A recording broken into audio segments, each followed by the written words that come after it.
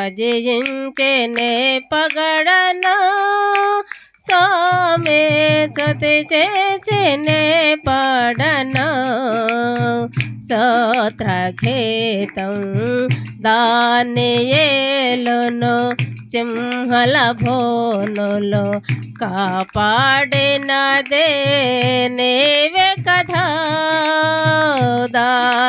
దానియేలును సింహల భోనులో కాపాడినదే నీవే కదా జల ప్రళయములో నోబాను కాచిన జల ప్రళయములో నోబాను కాచిన బలవంతుడవు నీవే కదా నీవే కదా నీవే కదా నీవే కదా హల్లెలూయా హల్లెలూయా హల్లెలూయా హల్లెలూయా హల్లెలూయా హల్లెలూయా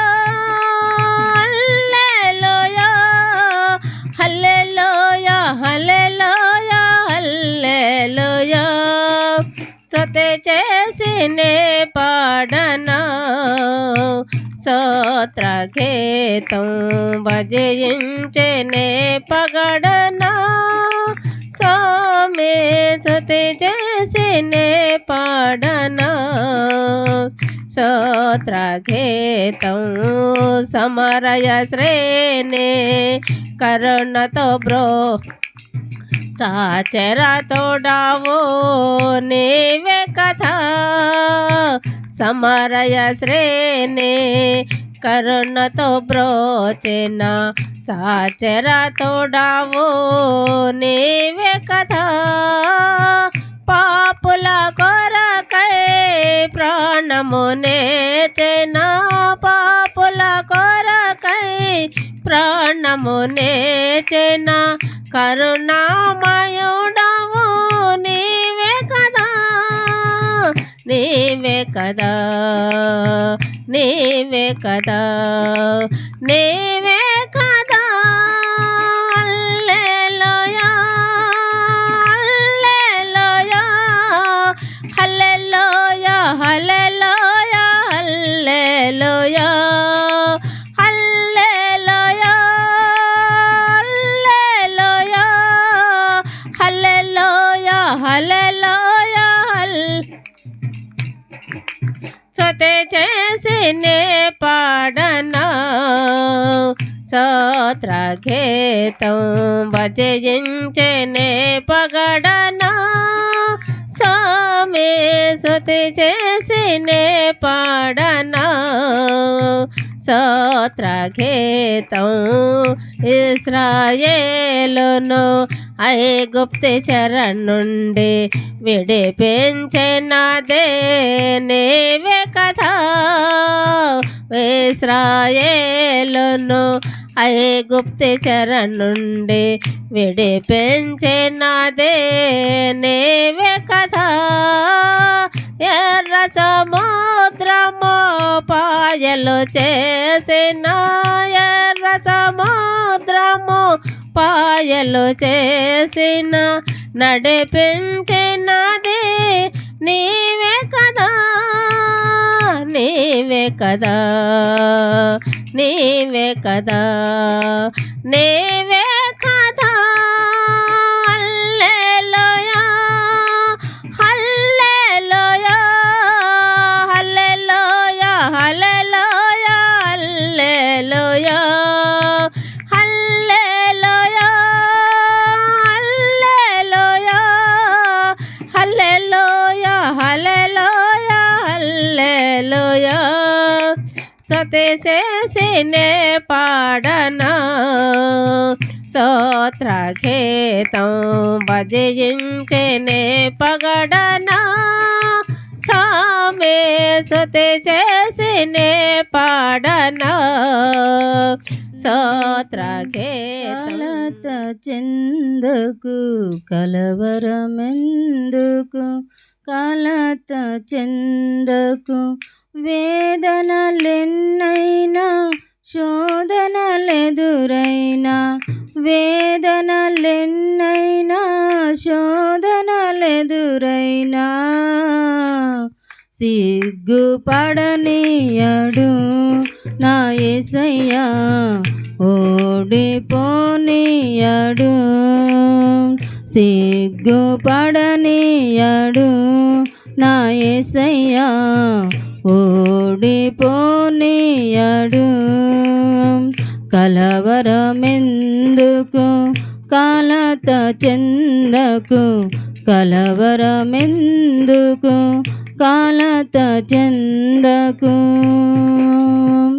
శూన్యములో ఈ సృష్టిని తన నోటి మాటతో సృజించెను శూన్యములో ఈ సృష్టిని తన నోటి మాటతో సృజించెను యేసయ్యా నీతో ఉన్నాడులే యేసయ్యా నీతో ఉంటాడులే యేసయ్యా నీతో ఉన్నాడులే యేసయ్యా నీతో ఉంటాడులే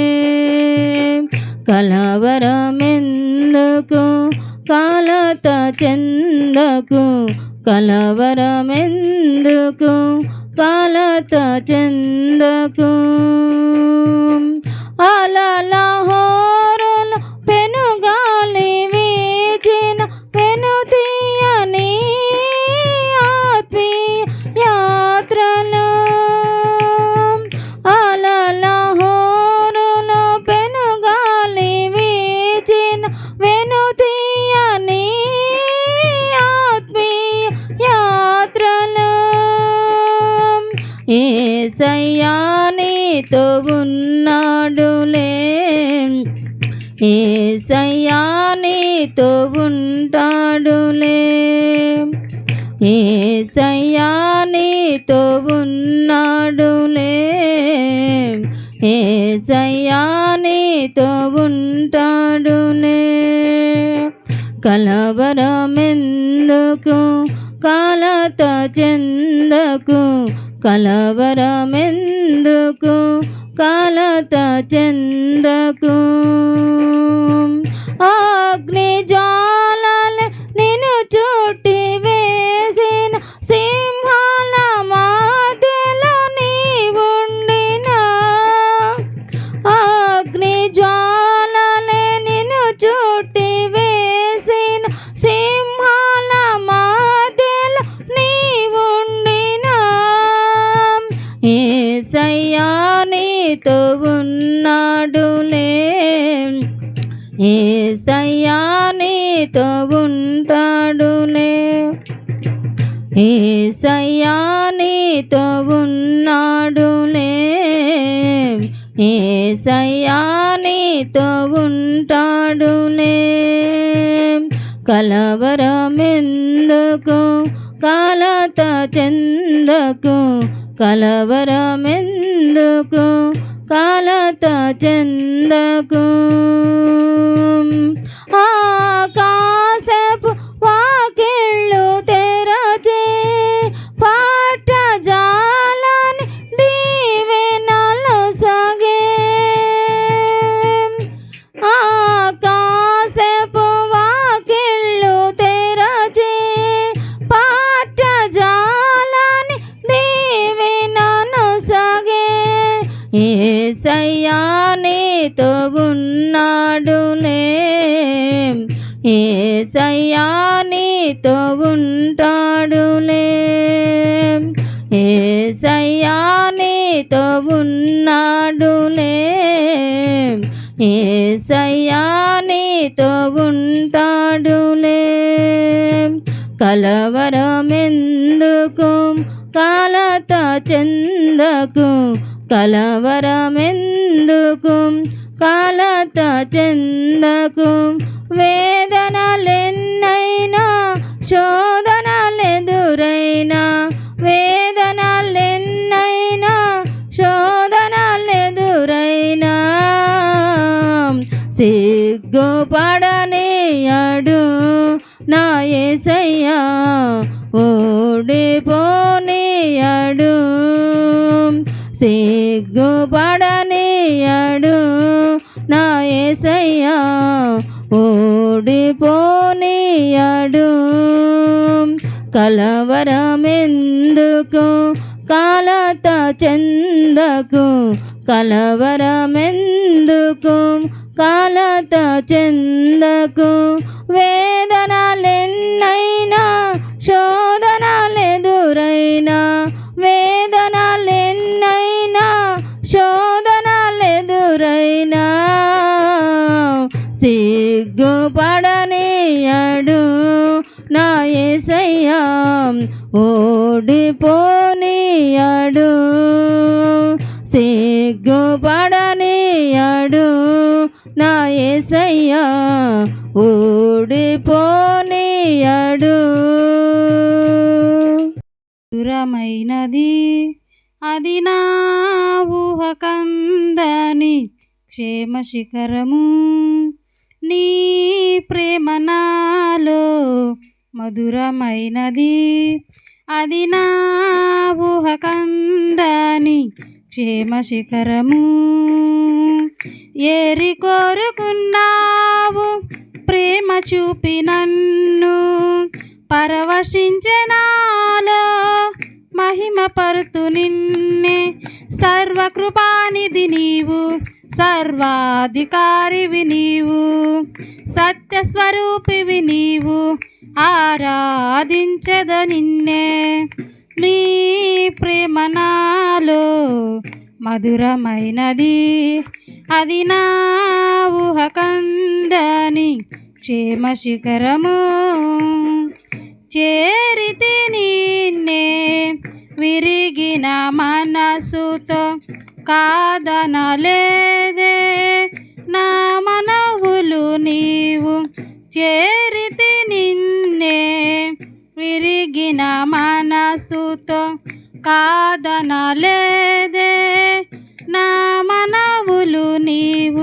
హృదయము నిండిన గానం నన్ను నడిపే ప్రేమ కావ్యం, నిరతము నాలో నీవే చెరగని దివ్య రూపం. హృదయము నిండిన గానం నన్ను నడిపే ప్రేమ కావ్యం, నిరతము నాలో నీవే చెరగని దివ్య రూపం. ఇది నీ బాహుబంధాల అనుబంధమా. తేజో విరాజా స్తుతి మహిమలు నీకే, తో విరాజా స్తుతి మహిమలు నీకే. నా యేసు రాజా ఆరాధన నీకే. నీ ప్రేమ నాలో మధురమైనది, అది నా ఊహకందని క్షేమ శిఖరము. నా ప్రతి పాదములో జీవము నీవే, నా ప్రతి అడుగులో విజయము నీవే. నా ప్రతి పదములో జీవము నీవే, నా ప్రతి అడుగులో విజయము నీవే. ఎన్నడు విడువని ప్రేమ నేను చేరే క్షణము రాదా, నీడగా నాతో నిలిచే నీ కృపయే నాకు చాలు. ఎన్నడు విడువని ప్రేమ నేను చేరే క్షణము రాదా, నీడగా నాతో నిలిచే నీ కృపయే నాకు చాలు. ఇది నీ ప్రేమ కురిపించు హేమంతమా. తేజో విరాజా స్తుతి మహిమలు నీకే. నా యేసు రాజా ఆరాధన నీకే. తేజో విరాజా స్తుతి మహిమలు నీకే.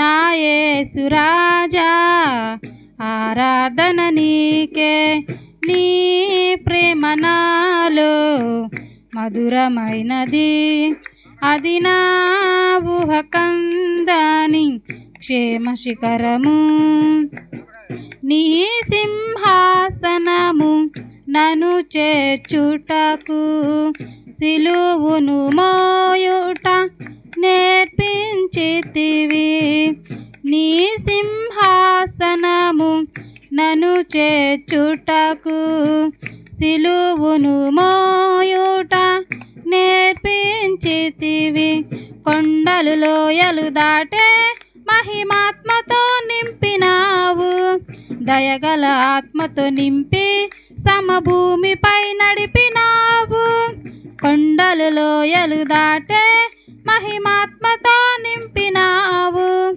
దయగల ఆత్మతో నింపి సమభూమిపై నడిపినావు ఇది నీ ఆత్మ బంధముకై సంకేతమా తేజో విరాజా స్తుతి మహిమలు నీకే నా యేసు రాజా ఆరాధన నీకే తేజో విరాజా స్తుతి మహిమలు నీకే నా యేసు రాజా ఆరాధన నీకే నీ ప్రేమ నాలో మధురమైనది అది నా ఊహ కందని క్షేమ శిఖరము ఏరి కోరుకున్నావు ప్రేమ చూపి నన్ను పరవశించనాలో మహిమ పరుతు నిన్నే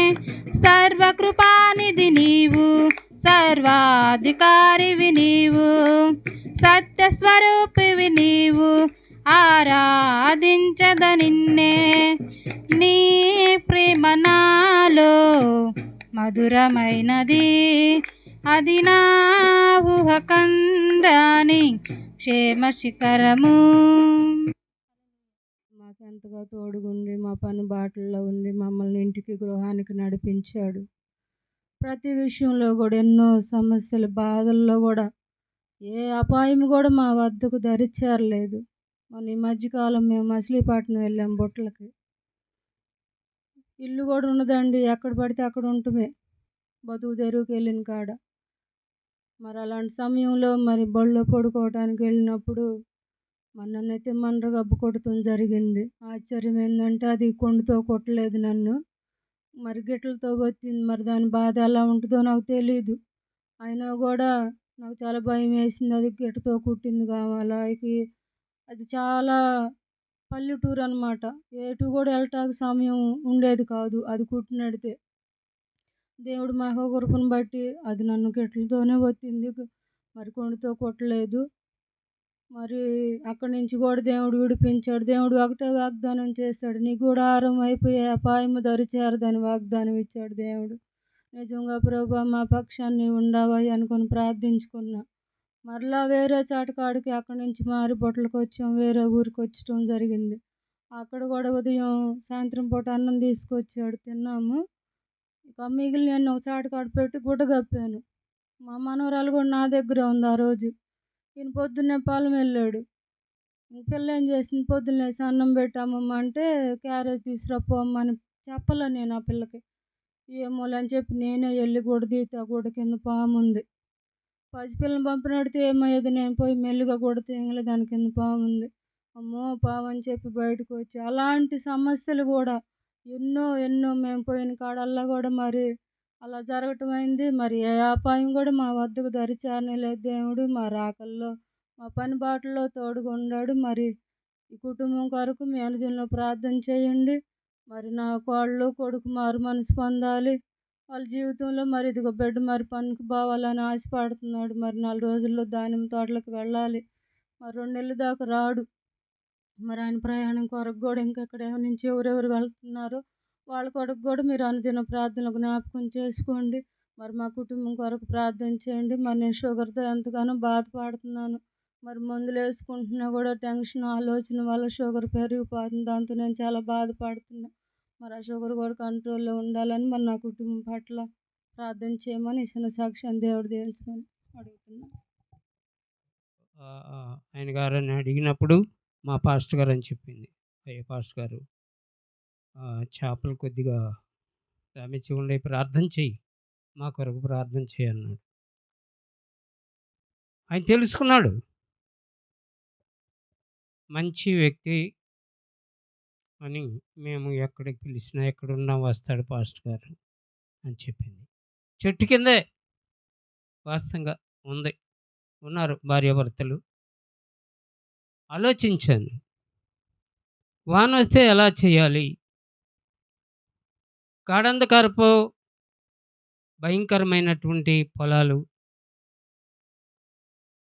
అలాంటి స్థితిలో కూడా ఎక్కడికి వెళ్ళినా మరి కొంచెం బాకీలు ఇవన్నీ తీర్చుకోవడానికి ఆయా ప్రాంతాలకి వెళ్ళాల్సి వస్తుంది.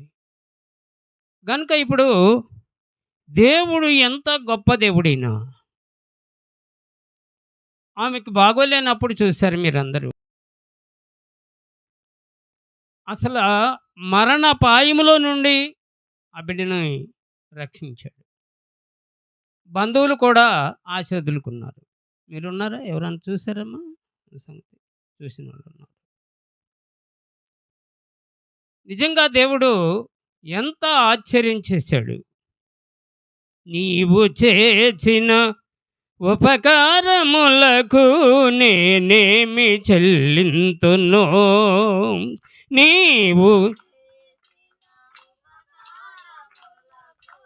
నేనేమి చెల్లింతును, ఏడాది దూడలలో ఏలాది పొటేళ్ళనా నీవు చేసిన ములకు నేనేమి చెల్లింతును. నిజంగా ఎన్ని ప్రమాదాల నుండి వారిని కాపాడాడు, ఎన్నో ఇబ్బందుల నుండి కాపాడాడు. కనుక దేవుడు ఆ రీతిగా వారిని కాపాడుతూ వస్తున్నాడు. చూద్దాం ఒక మాట, బైబిల్లో గ్రంథము 20వ అధ్యాయము 1వ మాట. ఆపత్కాలమందు యెహోవా. అబ్బా, ఎంత చక్కని మాట అండి.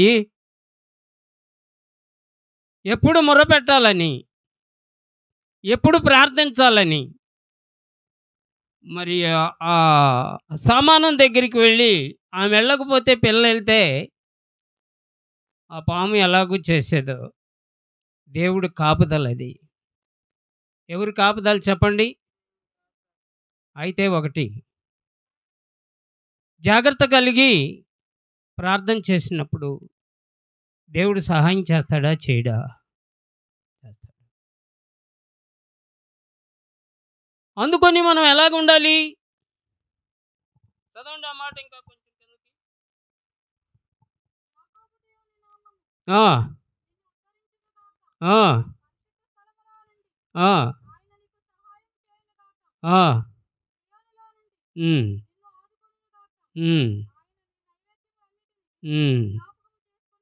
చాలు. చూసారు, కాపాడే దేవుడిన. ఏ దేవుడు చెప్పండి? నిన్ను కాపాడువాడు కొనకడు, నిద్రపోడు.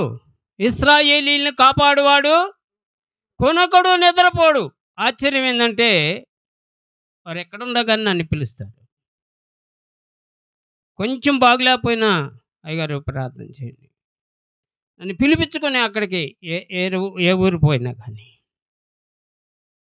వారి విశ్వాసాన్ని బట్టి దేవుడు అలాగే చేస్తాడు. మంచిది. ద్వితీయోపదేశకాండము 4వ అధ్యాయము 40వ వచనంలో ఒక మాట చూద్దాం. మరియు నీకును నీ తర్వాత నీ సంతానము వారికిని క్షేమము కలుగుటకై సర్వకాలము నీకిచ్చుచున్న దేశంలో నీవు దీర్ఘాయుష్మంతుడగినట్లు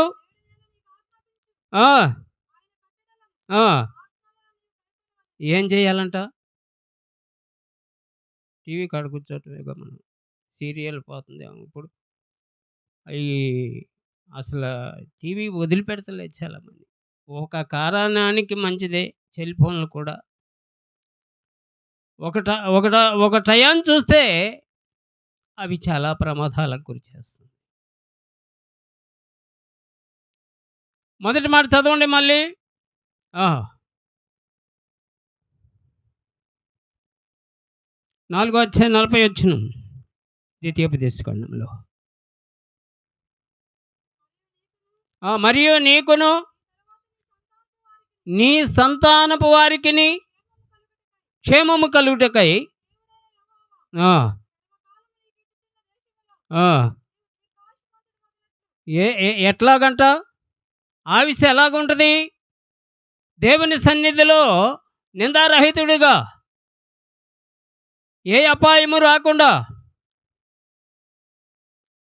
మన పద్ధతి ఎలా ఉంటుందంటే నోటి నిండా పొల్లు ఒళ్ళంతా కుళ్ళు. ఎట్లుంది మన మన సంగతి? అలాగ ప్రార్థన చేస్తే సహాయం అయిద్దా? అర్థమవుతుందా? దీర్ఘాయువు కలగాలంటే, దీర్ఘాయుస్సు కావాలంటే ఆయన దగ్గరికి రావాలి. ఎన్ని అపాయాలు తప్పిస్తున్నాడు చూసారా? అకుల అర్థమవుతుందా? ఎవరి కార్యం అదే? దేవుని కార్యం. నేను ఒక సాక్ష్యం విన్నాను. హైదరాబాదు సినిమాలో ఉంటాడు ఆయన, మంచి తెలివి కలవాడు. అతను మెడ్రాస్ వెళ్ళవలసి వచ్చి డబ్బు సంచి తీసుకుని వెళుతూ ఉండగా ఇద్దరు చూశారు. చూసి అతన్ని బస్సు ఎక్కబోయేటప్పుడు అయితే రైలుకో వెళ్ళబోయేటప్పుడు కత్తితో పొడిచాడు ఆయన్ని దొంగలిద్దరు. పొడిస్తే ఒక పోటుకి ఏం కాలేదు, రెండో పోటుకి పేగులు బయటకు వచ్చి ఈ కాళ్ళ కడుకు వచ్చినాయి. ఆశ్చర్యం ఏంటంటే డబ్బు ఏం కొదు, సినిమాలో ఏం కొదు, ఏ కొరత లేదు, విస్తారమైన డబ్బు ఉంది, కానీ రక్షణ లేదు. రక్షణ లేదు కనుక పేగులు బయటకు వచ్చేసినాయి. ఆసుపత్రికి వెళ్ళారు. ఆసుపత్రికి తీసుకెళ్ళారు అతన్ని. ఆ ఆసుపత్రిలో ట్రైనింగ్కి నర్సులు, యవనస్తులు, పిల్లలు, ఆడపిల్లలు వచ్చారు. ఒక 15 మంది 16 మంది. ఆ వారిలో ఒక అమ్మాయి ఈయనకి తెలిసిన ఆమె ఉంది. ఆ యవనస్తుల పిల్లలు తెలిసిన ఆమె ఉంటే, అయ్యో డాక్టర్ రక్తం అంతా పోయింది, పేగులు కట్ అయిపోయినాయి, బతకడానికి చెప్తే ఆ వచ్చినటువంటి యవనస్తులు అందరూ కూడా రూమ్లోకి వెళ్ళి ప్రార్థన చేశారు. ఈయన్ని బతకడానికి చెప్పాడుగా డాక్టర్. అయితే వీరందరూ కూడా రూమ్లోకి వెళ్ళి మోకరించి ప్రార్థన చేస్తూ ఉన్నారు. ప్రార్థన చేస్తూ ఉన్నారు. ప్రార్థన చేసే సమయంలో ఆయన సురక కొంచెం వచ్చినప్పుడు 2 చేతులు హస్తాలు వచ్చి బలంగా అతన్ని పైకి లేపి నిలబెట్టినట్టుగా చూశాడంట ఆయన. రక్తం అంతా పోయింది. డాక్టర్ బతకడని చెప్పారు. ఆయన స్వప్నంలో ఏం చూస్తున్నాడు? 2 హస్తాలు వచ్చినాయి. ఆయన ఎరగడు అసలు. యేసుప్రభు అంటే ఎరగడు. వీళ్ళు ప్రార్థన చేస్తున్నారు. 2 హస్తాలు వచ్చి ఇట్లా పట్టుకుని పైన పెట్టినట్టుగా చూశాడు ఆయన. ఆశ్చర్యకరమైనటువంటి సాక్ష్యం. చివరికి బతకదన్న ఆయన వచ్చి చూస్తే మాట్లాడసాగాడు.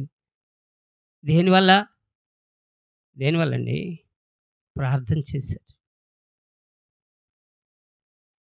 యేసు క్రీస్తుని గురించి చెబుతున్నావా? నీకు జరిగిన మేలు, ఆమె జరిగినటువంటి సన్నివేశం సామాన్యమైన సంగతి కాదు. ఇక్కడే ఇంట్లోనే 2-3 దినాలు మేము ఉండి, సంఘం అంతా ఉండి ప్రార్థన చేశాం. చాలామంది ఆశ వదులుకున్నారు. ఈమె ఎట్లా బతికింది? ఇంత సీరియస్ కేసులో ఎవరు కాపాడింది? ఎవరు కాపాడారు? చెప్పండి అమ్మా. ఏంది మౌనంగా ఉన్నారు? జరిగిన విషయమే నేను ఉత్తమ మాటలు చెప్పట్లేదు. అందుకని భార్యాభర్తలు పిల్లలు విశ్వాసంలో వెనక్కి తిరగరు. అంత ప్రేమ దేవుడు అండి. సరే, ఆయన కొద్ది దినాల్లోనే ఆపరేషన్ చేశారు. ఆ పేగులన్నీ లోపలికి నెట్టేసి బాగుపడ్డాడు. మళ్ళీ మాట్లాడాడు దేవుడు, నీవు నా సేవ చేయాలని అడిగాడు. గతంలో తెలియదు ఆయనకి దేవుడు అంటే. సినిమాల రంగంలో ఉన్నాడు, విస్తారమైన డబ్బు సంపాదించాడు, కానీ దేవుడు అంటే యేసుక్రీస్తు అంటే తెలియదు. ఇప్పుడు ఏమంటున్నాడు? ఆయన మాట్లాడుతున్నాడు, ఆయన స్వరం వినబడుతుంది ఆయనకి. నీవు నా సేవ నేను ఎలా చేయాలయ్యా, నాకేం తెలుసు, నేనున్నాను. మోషేతో ఏం చెప్పాడు? నేను నత్తివాడను, నేను ఎలాగూ 6 లక్షల కాల్బలగాన్ని ఎలాగూ నడిపించాలని మోషే అడిగినప్పుడు దేవుడు, ఇదిగో నేనున్నా, పద, చేతిలో కర్ర తీసుకోమన్నాడు మోషేని. దేవుడు కర్ర తీసుకున్నప్పుడు అది కింద ఏమన్నాడు? పాము అయిపోయింది. అమ్మో అని భయపడిపోయాడు. పాము అయిపోయింది. మోషే భయపడబాకు, తోక పట్టుకున్నాడు. తోక పట్టుకుంటే మళ్ళీ కర్ర, ఎందుకంటే కొంచెం నత్తివాడు, మాట్లాడలేడు. మోషే, మీ అన్న అయిన హరోన్ని పిలువు, నీకు తోడుగా ఉంటాడు. పూర్వం ఐగుప్తి దేశంలో కఠినమైన పనులు చేపిస్తున్నాడు ఆ రాజు. వస్త్రాలు లేవు, తినడానికి ఆహారం లేదు, బానిసత్వ జీవితంలో మగ్గిపోతున్నారు ఇశ్రాయేలీయులు. మగ్గిపోతున్న సమయాల్లో మోషే దేవుడికి మొర్రపెట్టినప్పుడు, ఇదిగో నేను నీకు తోడుగా ఉంటా అన్నప్పుడు ధైర్యం వచ్చేసింది. 10 రకాలైన తెగుళ్ళు ఐగుప్తు దేశం మీదకు పంపించినప్పుడు ఇశ్రాయేలీయులను వదిలిపెట్టాడు, వెళ్ళమన్నాడు. బయలుదేరి వెళ్ళిపోతున్నారు. తర్వాత ఎర్ర సముద్రం అడ్డొచ్చేసింది. కర్ర చూయించు మోషే అన్నాడు. మోషే ఆ కర్ర సముద్రం వైపు చూపించినప్పుడు 2 పాయలుగా అయిపోయింది. 2 పాయలుగా అయిపోయింది. ఆ తర్వాత 6 లక్షల కాల్బలము 6 నెలలలో నడిచారు. తర్వాత ఐగుప్తి సేన కూడా, రథాలు, బలమైన గుర్రాలు, వారు కూడా మళ్ళీ ఎంటాడుతున్నారు. ఎంటాడే సమయంలో చూసారా, మధ్యలోకి వచ్చేసరి వీళ్ళేమో ఒడ్డుకెళ్ళిపోయారు. ఆ శత్రు సైన్యమంతా కూడా రథాలు గుర్రాలతో దిగి వారు కూడా వస్తున్నారు. బాటిలో మధ్యకు వచ్చేసారు సముద్రంలో. 2 పాయలుగా ఉన్నటువంటి సముద్రం కప్పేసేసింది. అన్ని చదవక్కర్లేదు, కీర్తన గ్రంథం 90వ కీర్తన చదివితే మీకు అర్థమవుతుంది. వరద చేతనైనట్లు నీవు వారిని పారగొట్టుగా వారు నిద్రింతురు. గుర్రాలు పోయినాయి, రౌతులు పోయినాయి, బలాలు పోయినాయి. ఏం చేసింది? సముద్రం వారిని ముంచేసింది. దేవునికి వ్యతిరేకమైనటువంటి ఏది కూడా ఆయుధం వదలదు. చాలా చూసాను. ఆయన చేసిన మేలులు, ఆయన చేసిన ఉపకారాలు, ఆయన చేసిన గొప్ప కార్యాలు ఎన్నో చూసాం. ఇప్పుడు ఆయన, నేను నీతో ఉంటాను,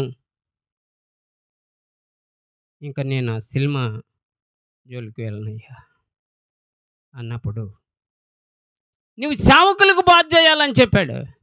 అదేందయ్యా, సేవకులకు నేను ఎలా బోధ చేస్తాను, నాకేం తెలుసు అంటే, నేనున్నాను పద అన్నాడు ఆయన. ఆశ్చర్యకరమైనటువంటి సంగతులు ఆయన మాట్లాడాడు. అమెరికా కూడా వెళ్ళి అనేక ప్రాంతాలు తిరిగి సేవ చేస్తున్నాడు. ప్రార్థన చేస్తున్నారా?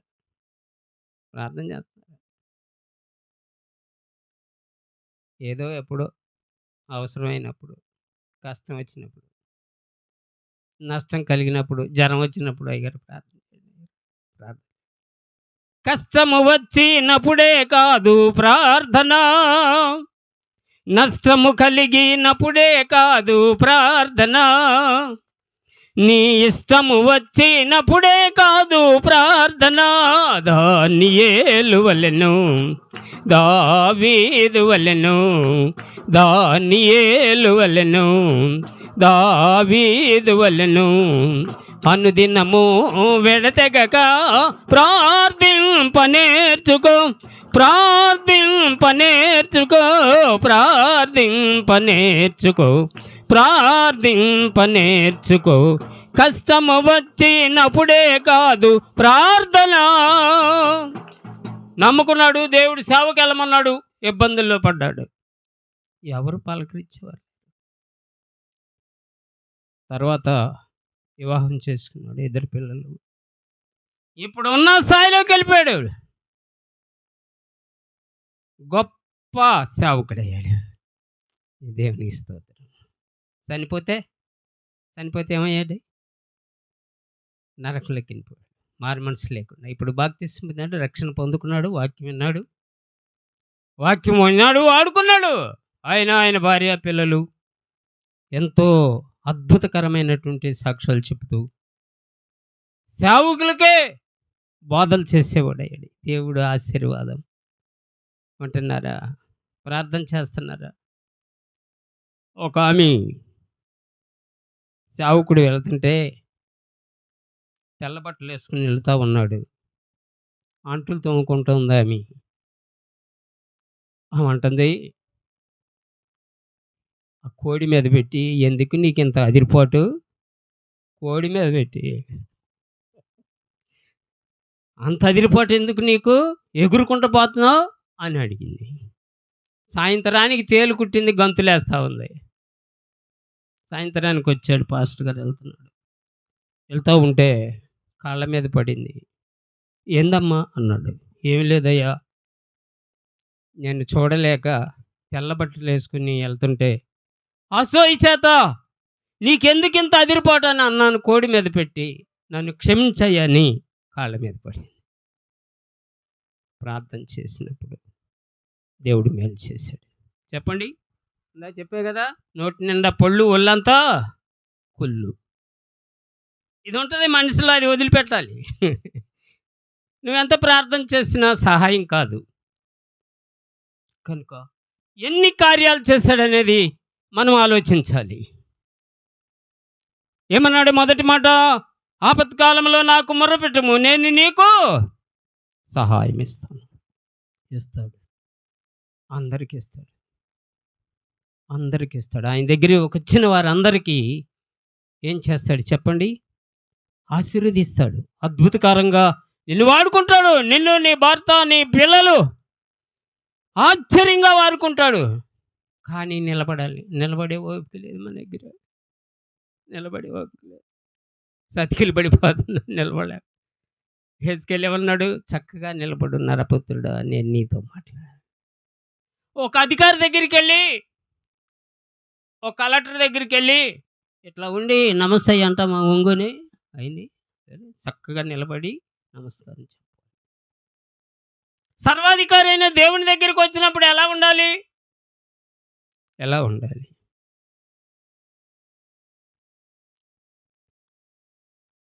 అసలు గొప్ప దేవుడు మనల్ని పిలిచిన వాడు ఎవరు అనుకుంటున్నారు? ఆశ్చర్యకరమైనటువంటి దేవుడు. మృతుల్లో నుండి లేపినాడు. చనిపోయిన లాజరు 3 రోజులైతే సమాధిలో పెట్టినటువంటి లాజరు లేచాడు. ఎంత గొప్ప సంగతి! నీకెన్నో మేలు చేస్తాడు. ఆయన ఎంతో బాధపడ్డాడు. ప్రభు పిలిచిన తర్వాత కొన్ని దినాలు తినటానికి ఆహారం లేదు, కట్టుకోవడానికి వస్త్రాలు లేవు ఆయనకి. అలాంటి సమయంలో దేవుడు పిలిచాడు, దేవుడు వాడుకున్నాడు. ఇప్పుడు కారులో తిరుగుతున్నాడు. ఏం చూసావా? ఎంత గొప్ప! యెషయా గ్రంథము 57వ అధ్యాయము వచనము 18వ వచనం చూద్దాం. నేను వారి ప్రవక్తను చూచితిని, స్వస్థపరిచాడా లేడా? చెప్పండి గట్టిగా, మాట్లాడండి అమ్మా. స్వస్థపరిచాడా లేదా? ఆయన మార్గంలో ఉన్నారు కనుక నేను మిమ్మల్ని స్వస్థపరిచెదను. తర్వాత వారిని నడిపించును. ఎంత రోదన, ఎంత వేడ్చుకున్నారు కుటుంబంలో. అకులైతే చాలా వేదన పడ్డాడు. నా భార్య నాకు దక్కిద్దా లేదా? ప్రార్థన చేసినప్పుడు జవాబు ఇచ్చాడు దేవుడు. తీసేశారా వాక్యం? చదవండి మళ్ళీ. మొదటి మాట, నేను వారి ప్రవక్తను చూచితిని. చూశాడా? చూడలేదండి. నా జీవితాంతము నీ సేవ చేతునంటిని, నే బ్రతుకు కాలము నీతోనే నడుతునంటివి. నా మనవి వింటివి, నన్నాదుకుంటివి. నా మనవి వింటివి, నన్నాదుకుంటివి. నా జీవితాంతము నీ సేవ చేతునంటిని, నే బ్రతుకు కాలము నీతోనే నడుతునంటిని. మధ్యలోనే జారిపోతుంది. హుషారుగా ఉన్నప్పుడు డోళ్ళు డప్పలు కొట్టుకుని పాటలు పాడి, అబ్బో మమ్మల్ని కొత్తలో కొంతమంది ఏంది ఇంత ఆలోచన చేస్తారు, అసలు మీకు తొందర అనేది లేదే అని అనేవాళ్ళు. కొంతమంది వాళ్ళు లేరులే, మామూలుగా అయిపోయారు. మమ్మల్నే తొందర పెట్టేవాళ్ళు. ఇప్పుడు చూస్తే లేరు. అట్లా కాదు, దావీదేమంటున్నాడు, దివారాత్రములు దాన్ని ధ్యానించేవాడు ధన్యుడు. దానినంటే వాక్యం.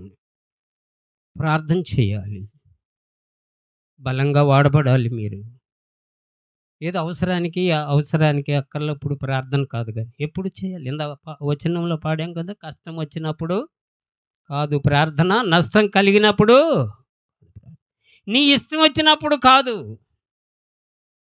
నీవెప్పుడు కూడా ఆయన నమ్మకంలో, ఆయనకి నమ్మకంగా ఉండాలి. మనం నమ్మకంగా ఉండాలి.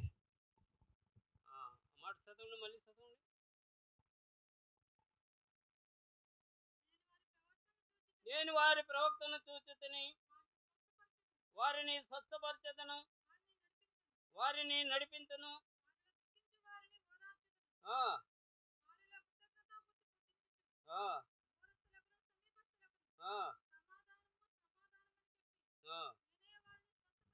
అబ్బాయి ఎంత చక్కని మాట. నేను పిలిచిన వాడిని నేను మిమ్మల్ని ఆదుకుంటాను. నీవే పరిస్థితిలో ఉన్నావో, కుటుంబ ఇబ్బందుల్లో ఉన్నావో, ప్రార్థన చేయి మోకరించి. తప్పనిసరిగా ఆయన నీ ప్రార్థన ఆలకిస్తాడు. ఆలకించకపోతే నన్ను బజాట్లో నిలబెట్టండి. ఏమయ్యా పాస్టర్ ఎట్లా చెప్పావు, నేను ఎన్ని చేసినా నా ప్రార్థన వినలేదేంది అని అంటారా? మీ ప్రార్థన మీరు మోకరించి ప్రార్థన చేసినప్పుడు మీ ప్రార్థన వింటాడు. బాధల్లో ఉన్నావా, అప్పుల్లో ఉన్నావా, ఇబ్బందుల్లో ఉన్నావా, ఆదుకుంటాడు ఆయన. నిన్ను ఆదుకునే దేవుడు, నిన్ను కాపాడే దేవుడు, కొనకడు తెలపోడు, ఈ కాపుదలగా ఉంటాడు. నిన్ను వదిలిపెట్టాడు. అది సామాన్యుడు కాదు ఆయన. ఎన్నో చూశాను. మా తండ్రి గారు భూతవైద్యం చేసేటప్పుడు ఎన్నో చూశాను. ఆయన వైద్యం చేస్తుంటే, ప్రార్థన చేస్తుంటే, ఒరే బాబు నా విద్య పారతలేదు, నువ్వు వెళ్ళిపోన్నాడు. నువ్వు ఉండటానికి లేదు. నాకు లైన్లోకి రావట్లే దేవతలు. నువ్వు ప్రార్థన చేయటానికి లేదు, నువ్వు వెళ్ళిపోవాలను. పెళ్ళి కాలేదులే, మంచి వయసులో 30 సంవత్సరాల వయసులో. అప్పుడు వీళ్ళమ్మకి తెలిసినటువంటి వారు మా నాన్న ఏరియాలో ఉంటే వాళ్ళు చెప్తే పాస్టర్ గారి ద్వారాగా వివాహం జరిగింది. ఎన్ని ఇబ్బందులు! పిల్లల్ని తీసుకుని వెళ్ళి చాలల్లో చెట్లు వీళ్ళు పడ్డట్టే బాధలు పడ్డాం.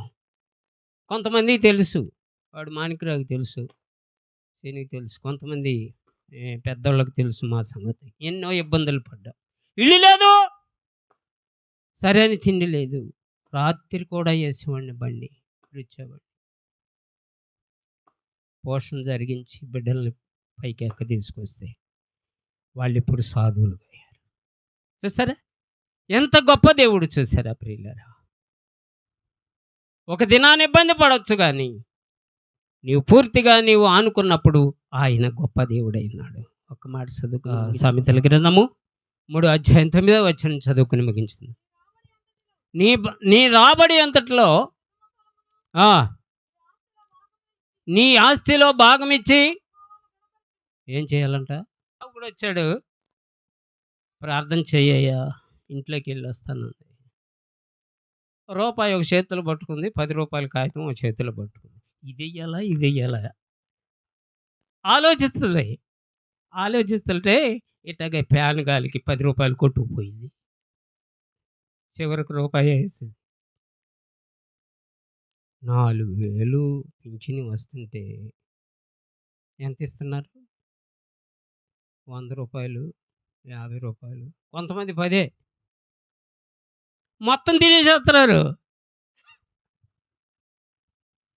అయితే ఏమంటున్నాడు? ఒడిగొట్టు ఒంటెలను మింగువారు మీరే అంటున్నాడు. నాకిచ్చి నన్ను శోధించిన విడల ఆకాశపు వాకిళ్ళిప్పి పట్టజాలనంత దీవెనలు కొమ్మరిస్తాను. ఇచ్చేది లేదు, మనం ఆ వాకిళ్ళు ఇప్పేది లేదు. మీరు చేసి చూడండి, నేను చేస్తాను అలా. మీకేమన్నా నేను ఎగస్టాలు చెప్పుకోవటం కాదు, బడాయి కాదు. నేను నా కుటుంబం 100కి 10 రూపాయలు తీయాలి. తీసినప్పుడు అప్పుడు చూడండి, ఆ సేవకుడు తింటారు, మనం ఇచ్చిన ఏం ప్రయోజనం అనుకునేవాళ్ళు ఉన్నారు. లెక్కలు చేసి ఏముంది, నాకిచ్చి నన్ను శోధించితే ఏం చేస్తాడంట? ఆకాశపు వాకిళ్ళిప్పి పట్టజాలనంత అక్కడున్న ధనం, బ్యాంక్ అక్కడుంది ఆయన దగ్గర, నువ్వేదడిగితే అది ఇస్తాడు, ఇచ్చేది లేదు. ఎంత అవమానకరం. 4,000 అవుతుంటే 50 రూపాయల, 20 రూపాయలు వేస్తారు కానుక. అది ఎక్కడో పెట్టాలి, ఆసుపత్రికో డాక్టర్లకో. కట్టలు కట్టలు పెట్టినా కానీ వ్యాధి తగ్గదు. ఆలోచించండి. సేవకుడిని బాగా చూసుకోవాలంట. చూసుకుంటున్నారు, చూస్తూనే ఉన్నాం అయ్యే కళ్ళతో. మేము చూస్తూనే ఉన్నాం, ప్రతిదినం కళ్ళతో చూస్తూనే ఉన్నాం. అట్ట కాదు, మంచి పదార్థాలు పెట్టాలంట. నీ రాబడి అంతటిలో ప్రథమ ఫలమును నీ ఆస్తిలో భాగం ఇచ్చి యెహోవాని గర్పరచము. ఎప్పుడు ఎప్పుడు ఇచ్చినప్పుడు అండి, అది కూడా తెలియట్లేదా? చదువుతున్నారు కదా, ఇచ్చినప్పుడు ఇపోతే కాదు. ఎవరన్నా ఇటువరకు జరిగింది చరిత్ర, కానికి మని వాళ్ళకి ఇచ్చి రమ్మంటే వాడుకొని